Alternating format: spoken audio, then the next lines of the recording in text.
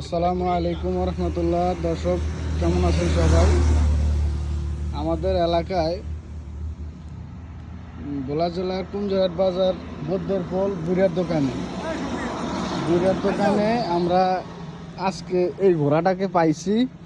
ঘোড়াটা দেখেন, এটা কি কারো শখের ঘোড়া কি না বা কোত্থেকে আসছে আমরা বলতে পারি না।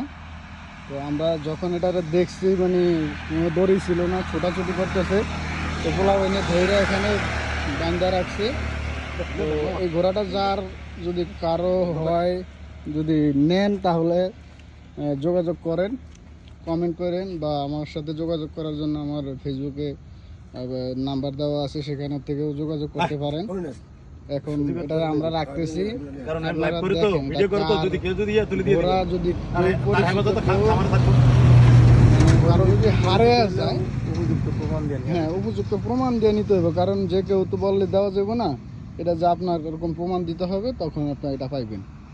ঠিক আছে, ভালো থাকবেন সবাই। আসসালামু আলাইকুম।